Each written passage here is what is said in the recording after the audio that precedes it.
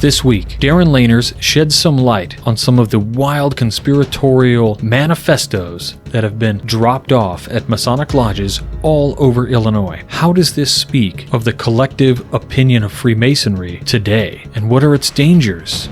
And what is the possible danger affecting Freemasonry? Then, we'll travel nearly 70 years in the past to take a look at how Freemasons were persecuted during the Holocaust. We're not going to talk about the forget-me-not at all. We're going to talk about the real thing and give you some historical context on the conspiracy theories and propaganda that existed all the way back in 1925, and a modern-day look on why people believe in conspiracy theories today, according to science. In this piece, I've taken just the objective scientific points out of a specific article to present for you in an objective way so that we can learn how to avoid conspiracy theories and live truth. And finally, we'll draw a tarot card and discuss its meaning. All this and more. Stay tuned. Welcome back to Whence Came You, a Masonic podcast featuring research papers and discussions related to Freemasonry. Here's your host, Brother Robert Johnson. Welcome back to the show. This is episode number 521. Thanks so much to those who support this show, whether you're a contributor, a fellow producer, or a legacy partner. We cannot make this show without you, and we really want to say thank you so much for your generosity to those who have donated off and on or continually over the past 10 years that we've been doing this podcast. If you're curious on how you can help support this show, head on over to wcypodcast.com, click on support the show, and you can check out any number of ways to help us raise some funds for the show. You can do it through Patreon or PayPal, or you can even do a one-time donation. It's all up to you. In the news, not a whole lot going on. There's some new stuff going on with Call to Conclave for our fellow Knight Templars out there. Very interesting stuff. You're going to want to go to conclave.com to check out the details. I'll put a link back in the show notes to check out that stuff if you're interested. You know, it has to do with a lot of wild stuff that I'd rather not get into in this particular episode. Brother Ben Williams has covered much of it on his podcast, which I highly recommend, the Rocky Mountain Mason podcast. Link to the show in our show notes as well. Over the next couple weeks, I'm going to be doing some presentations. I'll do Quantum Entanglement and Apotheosis, the Quantum Lecture Part 3. I'll be doing that one on November 17th and November 18th, back to back. So on the first one, I'll be doing it for the Virtual Order of Saperade. It'll be at 11 a.m. You can find event details on that on the website. Or you can, if you're part of their web invites, I'm doing it also for Acacia Lodge number 22. And it'll be a virtual presentation on both. And then if you're going to be in the Terre Haute area, then check out on December 27th, I'll be doing Colonial Masonry over their Feast of St. John. So looking forward to all of those the rest of the year. We're starting to book things well into next year as well. Several things lined up for different cons and whatnot. So check all that stuff out. If you're into all of those Masonic Con events, then you're going to want to check out MasonicConferences.com to check out the details. One of the conferences that's coming up here pretty fast is going to be on December 18th. What am I talking about? I'm talking about the first ever Double Eagle Con, a Scottish Rite themed Masonic Education Symposium Day. Over the course of one day, we're going to have 9 of the most prolific men in Freemasonry. Never before has a group of speakers been assembled who have molded our awareness of Freemasonry in such significant ways. The men who have made their indelible mark on not only our fraternity as a whole, but also the ancient and accepted Scottish Rite of Freemasonry. This is an education day that's going to be packed with presentations, fellowship, and more. Your keynote speakers are Michael R. Pohl, Joseph Wages, Roberto Sanchez, Stephen Harrison, Chuck Dunning, S. Brent Morris, Bob Davis, Darin Lahners, and Jeffrey Croteau. So all of these guys, these are the best of the best. You're not going to want to miss this awesome day of light. Early bird tickets are $90. You're going to get breakfast, lunch, and dinner also. So if you want to think about it, you get 3 meals and 9 speakers for $90. That's $10 a speaker. And if you count lunch, dinner, and breakfast, all for free, pretty amazing. It's going to be on Saturday, December 18th, 8 a.m. start. And the breakfast will start a little bit earlier, probably about 7. And that's when check-in's going to be. So we're going to be there bright and early. You can bet your bottom dollar I'm going to be on 11. I'll be dialed up to 11 all day long for this awesome event. And I really hope to see you guys there. If you wait too long, you're going to have to pay an extra $30 because after November 30th, tickets are going to jump to $120. And that is still a fantastic price. As one brother put it online, he said, Bob Davis is worth the $90 alone. So don't take it from me. And of course, you can find all this awesome stuff if you go to tinyurl.com/DoubleEagleCon 2021. I'll put a link back in the show notes to that also. Get your tickets sooner than later. This event will sell out. So, as you may have guessed from the top of the show, I have decided to talk a little bit about conspiracies. First and foremost, let's get it started with this awesome piece that was done by Brother Darin Lahners over at the Midnight Freemasons blog, and he just published it last week. I thought it was a really interesting one, just for some backstory here, and Brother Darin has mentioned this in the piece, that there were these kind of manifestos that had been circulating around the Midwest. In Illinois, we've gotten a ton of them being delivered at Masonic lodges. And I remember back in 2009, 2010, we had received them at my mother lodge at Waukegan Lodge, all the way up there, the northeast corner of Illinois. It's just been really interesting and kind of scary for a lot of folks. But let's check out this great piece. It's called, I Was Wrong. Conspiracies Are No Laughing Matter. In September and October, Freemason lodges across Illinois started to receive anti-Masonic literature like the one pictured above. This literature was deposited by a person or persons who not only have no idea what Freemasonry is or does, but that also decided to reuse arguments from Leo Taxil's hoax as the main basis for their anti-Masonic rants. Today, the arsonist that attacked several lodges in Vancouver, British Columbia, was sentenced. While he attacked them because of his drug problem and mental illness, the basis for the attack was because of his belief that Freemasons were up to no good. I also read today on social media about a brother who was having a conversation with some of his other brothers in front of his Masonic lodge after an event, when a truck stopped and a gentleman got out and started calling them baby-eating Satanists. The last example has realized my fear that some of the conspiracies put forth by QAnon, or Q Anonymous, which has linked Freemasons and or the Illuminati as being part of the cabal made up of Satan-worshipping pedophile U.S. politicians and entertainers, which they believe wanted to remove and keep former President Trump from rooting them out, is at the heart of the rise of anti-Masonic rhetoric.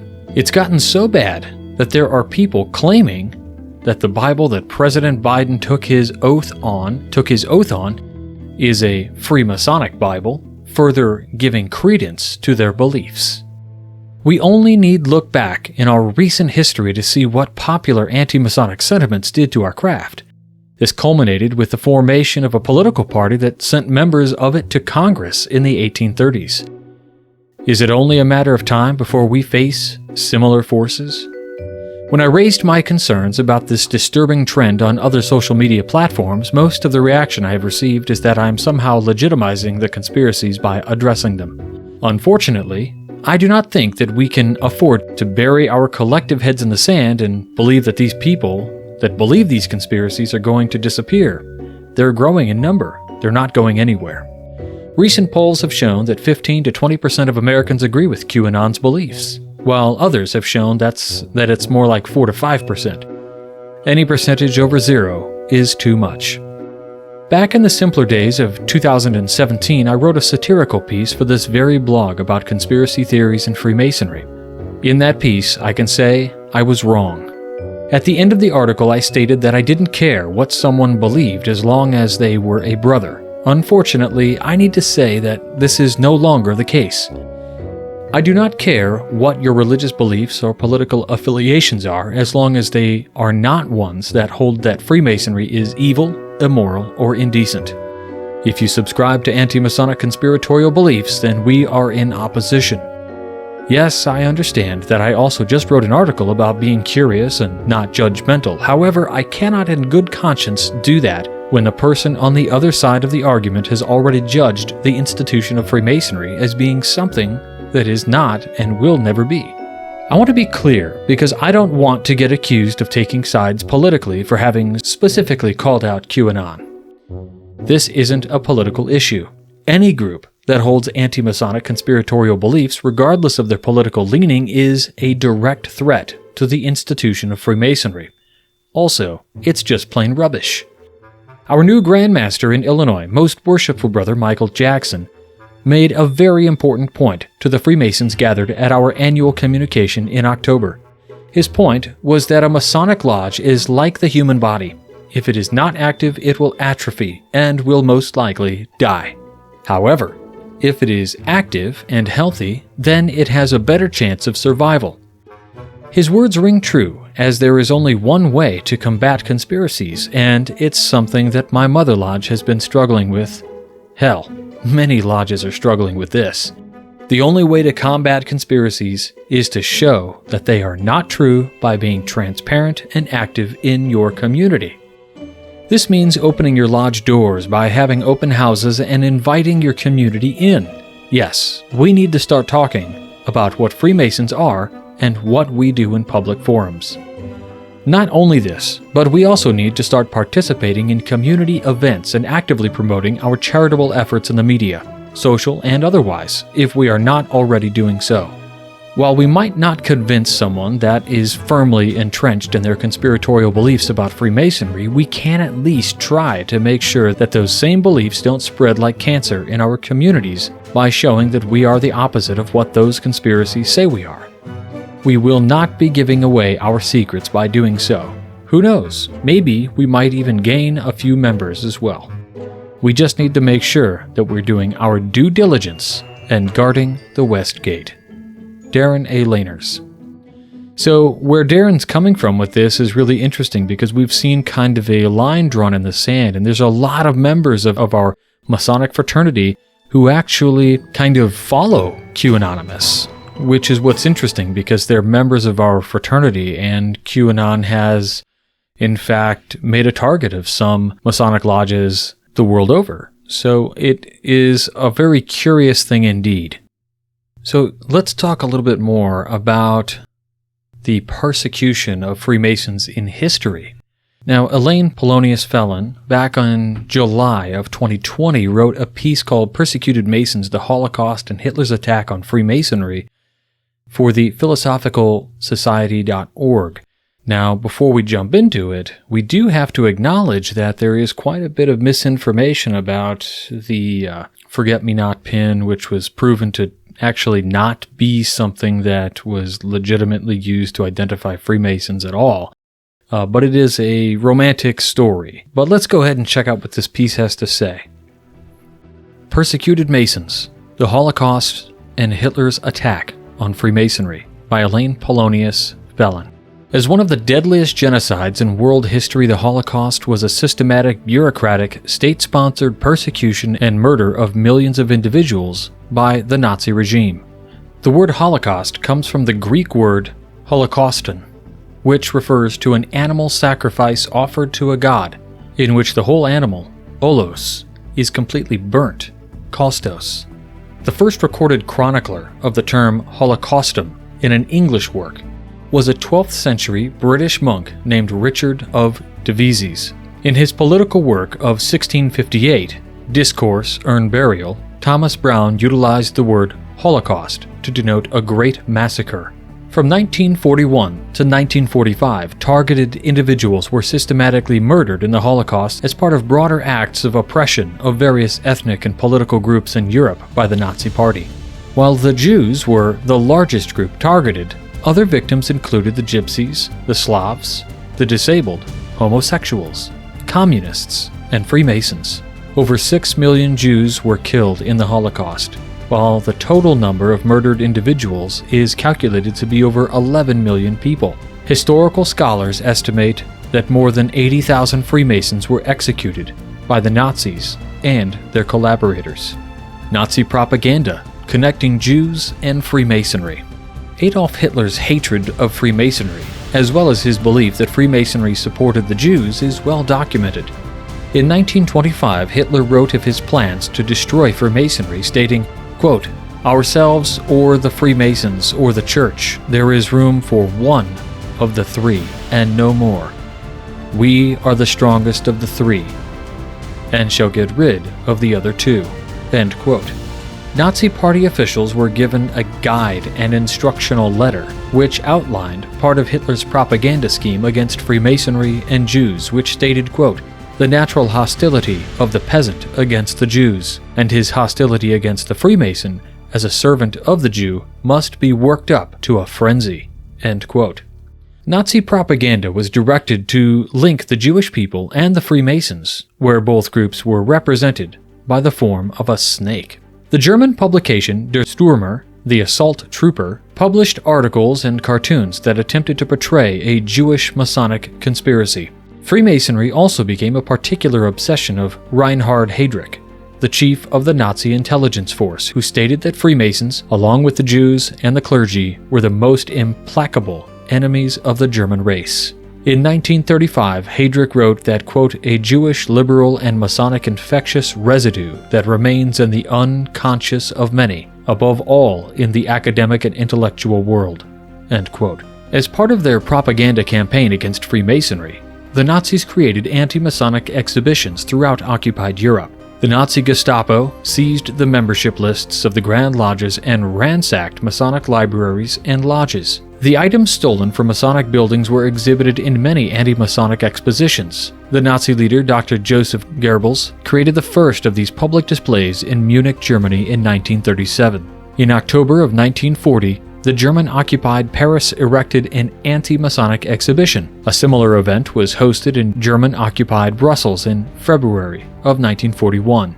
Displaying Masonic tools, ritual, and regalia stolen from lodges, these exhibitions were intended to instill ridicule, hatred, and fear toward the Freemasons. In addition, the displays were intended to establish a connection in public sentiment between the Jewish people and Freemasonry. German propaganda argued that the Jews and the Masons had provoked World War II, particularly through the policies of the United States' President Franklin D. Roosevelt, who the Germans identified as a Freemason. The Nazi Primer, the official handbook for the schooling of Hitler Youth, attacked Freemasons for their quote-unquote mistaken teaching of the equality of all men, by which these groups were said to be seeking power over the world. Hitler's attack on Freemasonry. Adolf Hitler became Reich Chancellor in January of 1933, and he swiftly moved to seize power over for the Nazi Party across Germany. On April 7, 1933, Nazi leader Hermann Göring held a meeting with the Grand Master of the Grand Lodge of Germany, where he informed him that there would be no place for Freemasonry in Nazi Germany. That year, the Nazi Party created an intelligence agency, the SD, within their larger security service, the Schutzstaffel, or the SS. The Inland SD, Office 2, was responsible for intelligence gathering and security within Germany, with a special section created to investigate and deal with Freemasonry. SD written documents and officers stated that Freemasonry exercised actual political power and shaped public opinion. Freemasonry was targeted for destruction and its members selected for extermination in part because the Nazi Party believed that the Masonic organization was powerful enough to provoke war, subversion, and revolution. The Nazi Party court system issued an ultimatum to Freemasons that they must abandon their Masonic affiliation prior to January 30th, 1933, or be excluded from the protection of the Nazi Party. On October 28, 1934, Reich Minister Wilhelm Frick issued a decree defining Freemasonic lodges as quote-unquote hostile to the state, and their property was subject to seizure by the state. Finally, on August 17, 1935, citing the authority of the Reichstag Fire Decree, Frick ordered all remaining organizations dissolved and their assets confiscated. Freemasons were required by the Nazi Party to publicly declare their Masonic membership, similar to the requirements of forced registration of the Jewish people. The Freemasons who were registered were later rounded up using the state's registries and sent to concentration camps for extermination. In August of 1940, the Vichy regime in France issued a decree declaring French Freemasons to be the enemies of the state and authorizing police surveillance of them. The French wartime authorities created a card file that identified all members. That registry survived World War II and is now part of the holdings of the United States Holocaust Memorial Museum archives. When France fell to the Germans, the Vichy government decreed the dissolution of Masonic organizations including the Grand Orient and the Grand Lodge of France. The property of the French Masons was seized by the Nazis, confiscated, destroyed, or sold. Between 1941 and 1944, Nazi German authorities deported millions of individuals, including Freemasons, to ghettos and concentration camps where multitudes were murdered in specially developed gassing facilities. Across Europe, Freemasons were subjected to surveillance, persecuted, arrested, and sent to extermination camps. In Austria, members of the Vienna lodges were captured and sent to one of the most notorious concentration camps, Dachau in Bavaria.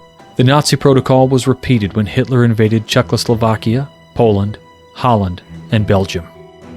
So here we take a staggering look, thanks to Elaine, of this insidious reminder of human history. So here we've heard something from today. We've seen where it has gone in the past. And as we are Freemasons, a progressive, moral society, it is our duty then to look for the truth. And so to help us look for the objective or the overall truth, not so much subjective, but to look at some of what's been observed in behaviors and documented in a scientific way, National Geographic recently published an article in January of 2021, and I'd like to read that for you now. It's titled, "Why People Latch On to Conspiracy Theories According to Science." Warning, the piece I'm going to read is a scientific article based out of National Geographic and is in no way intended to be political in nature. Misinformation spurred the mob that stormed the Capitol, highlighting the disastrous effects such theories can produce. Insurgents swarmed the U.S. Capitol on January 6th to create chaos and defy legislators who had gathered to certify electoral votes. The presidential election, they say, was stolen, a belief encouraged by a powerful and trusted leader. But the idea that the election was rigged is, by definition, a conspiracy theory, an explanation for events that relies on the assertion that powerful people are dishonestly manipulating society. In reality, dozens of lawsuits espousing accusations of voter fraud have been thrown out by state and federal courts. Those human tendencies to believe whatever satisfies our preconceptions, whether are true or not, were part of our lives long before rioters defiled the Capitol. And amid the pandemic, misinformation has seemingly run amok. The World Health Organization has called this moment an infodemic, a time in which a deluge of data is muddled with falsehoods, sometimes with devastating effects. A handful of people set 5G telecommunication towers ablaze after reading social media posts that alleged the new technology can cause COVID-19. A troubling minority have denied the existence of the virus, even as they lay dying from it. Experts say that the majority of people do not easily fall for falsehoods, but when misinformation offers simple, casual explanations for otherwise random events, quote, it helps restore a sense of agency and control for many people, end quote, says Sander van der Linden, a social psychologist at the University of Cambridge. The misinformation constantly swirling around us is now set against the backdrop of the pandemic, an unemployment crisis, mass demonstrations against police violence and racial injustice, and a deeply polarizing presidential election. During times of turmoil, the explanations provided by conspiracy theories and other falsehoods can be even more appealing, though not impossible to discourage or resist. The allure of conspiracies in a chaotic world. People use cognitive shortcuts, largely unconscious rules of thumb, to make decisions faster, to determine what they should believe. And people experiencing anxiety or a sense of disorder, those who crave cognitive closure, may be even more reliant on those cognitive shortcuts to make sense of the world, says Marta Marchluska, a social and political psychologist who studies conspiracy theories at the Polish Academy of Sciences. A recent poll found that more than 50% of Americans reported increased stress during the pandemic. Amid the unease, quote, "It's not surprising that we are seeing a spike in conspiracy theories today," end quote, says Karen Douglas, a social psychologist at the University of Kent in England. Her research has found that people who feel insecure in their relationships and who tend to catastrophize life's problems are more prone to believing in conspiracy theories.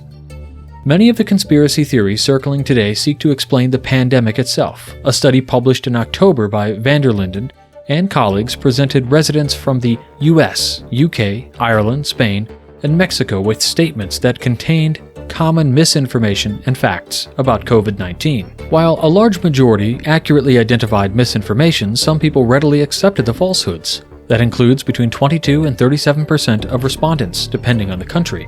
Some also decried accurate information as fake.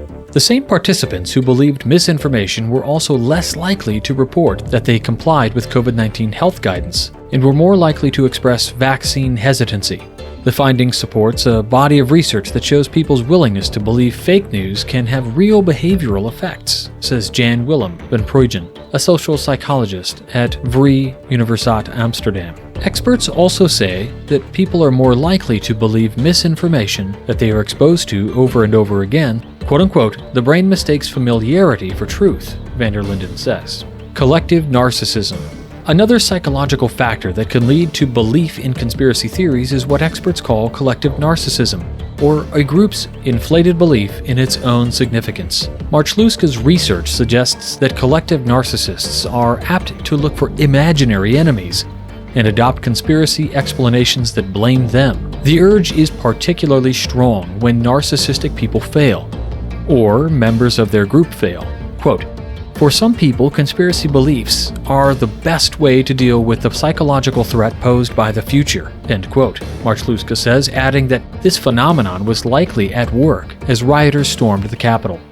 By singling out an adversary who has quote-unquote qualities that represent your own culturally influenced view of evil, people can gain a sense of control over what's happening to them, says Daniel Sullivan, a psychologist at the University of Arizona who studies how people cope with adverse life events. People may also defend the viewpoints of groups they belong to on an even more instinctual level. Humans evolved in groups that competed with one another, sculpting our minds to be wary of outsiders and loyal to our factions, Ditto says. His 2019 study found that this kind of bias, quote-unquote, is a natural and nearly ineradicable feature of human cognition. Quote, I think the temptation is always to look at this as a clinical phenomenon. There's something about those people, end quote, Dido says, but your social surroundings can have a huge effect if you happen to be in a group with people who believe in something or are mad about something. Follow the leader. While groups tend to share common beliefs, those beliefs are often sculpted by a handful of influential people.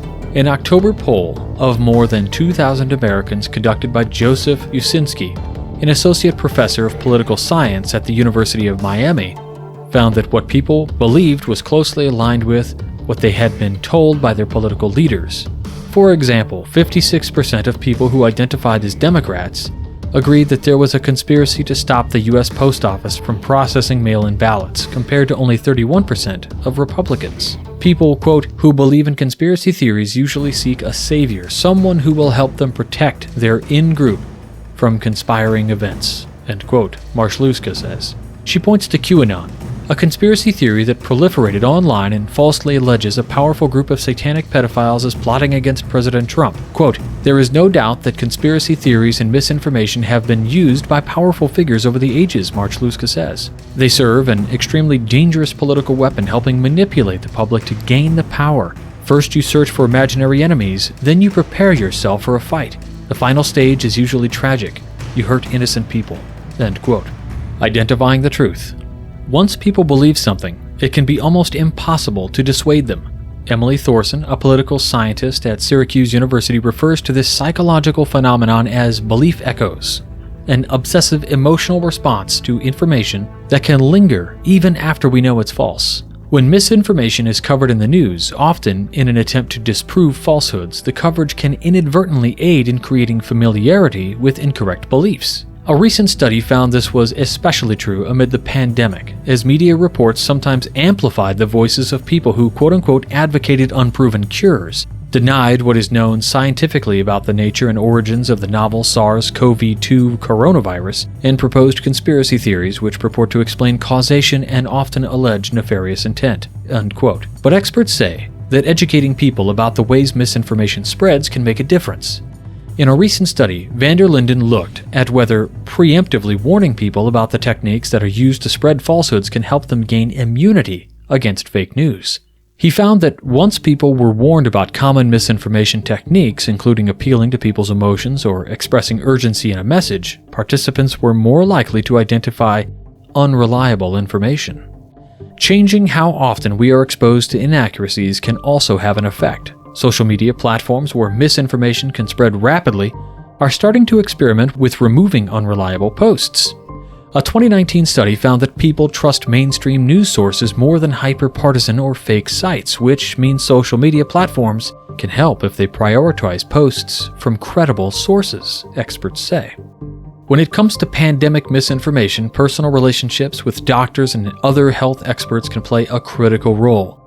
In a study published in September, Valerie Earnshaw, a social psychologist at the University of Delaware, found that those who believed in pandemic conspiracy theories were less likely to say that they would get a COVID-19 vaccine, but 90% of the participants said that they trusted their doctors.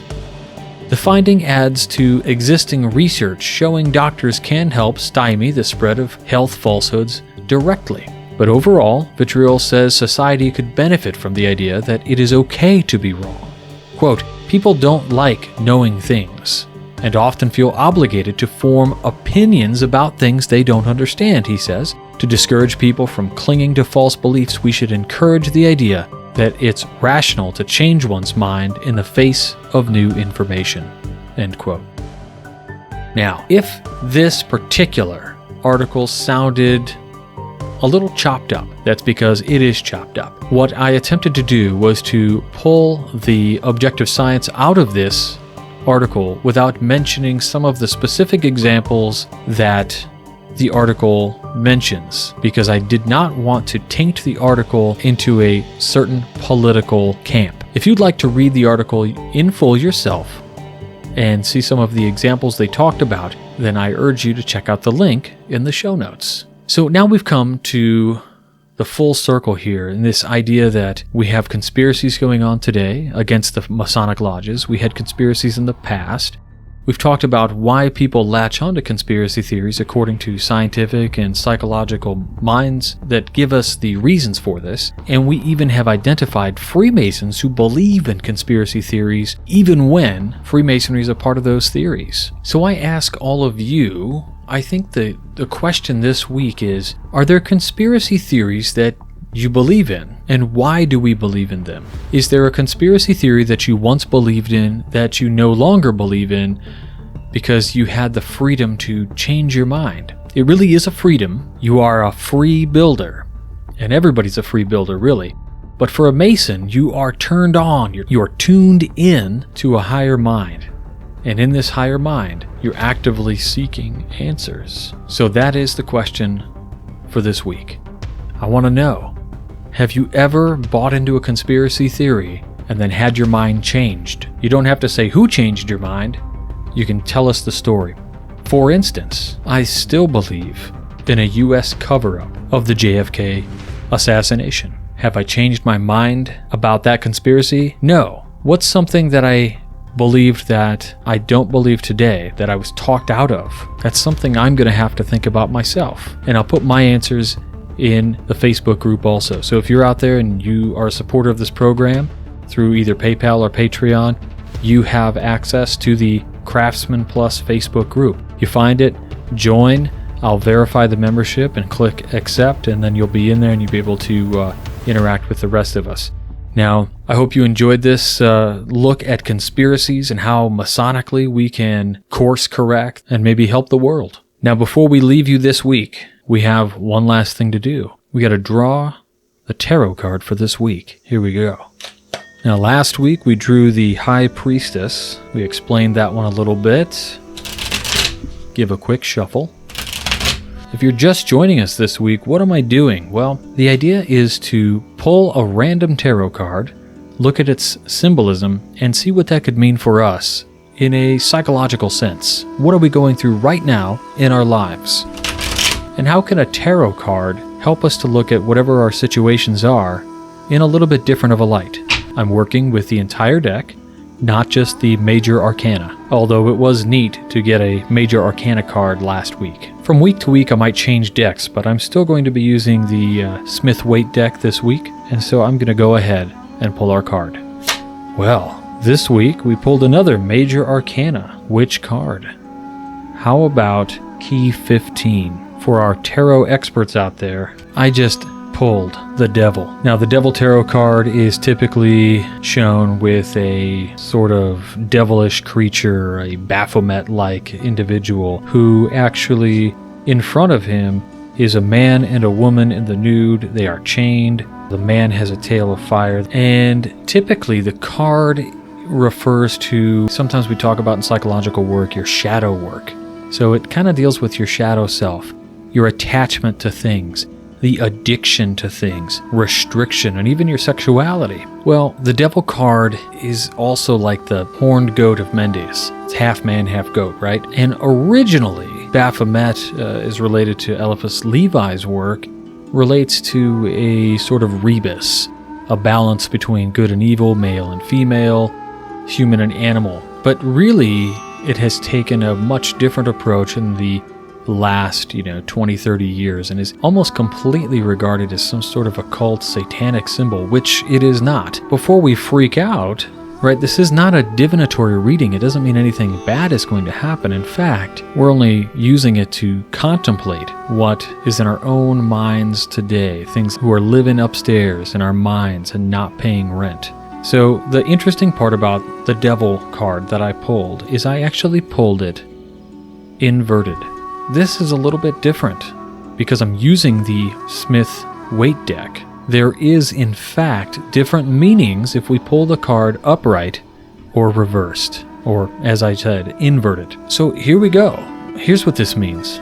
The practitioners of tarot, myself included, typically will pull an inverted the Devil card, Key 15, and I will ask the person, or I will ask myself, am I on the verge of a breakthrough, of somehow getting better at something? You're right on the cusp. What could you be on the cusp of that you're gonna cross the finish line and totally level up and crush it if you just let go of this other little thing? What's that little thing that we need to let go of? Is it fear? Is it something that you feel is limiting yourself somehow? What could that be? Sometimes this means you need to confront your feelings of perhaps self-inadequacy in some realm. Maybe you're thinking you've almost got that Masonic lecture down, but you keep tripping up on one or two little pieces. What could you release in your fears? Do you have an anxiety about performing it in front of people? If you could just get over that, maybe you can deliver this thing the way you're wanting to deliver it.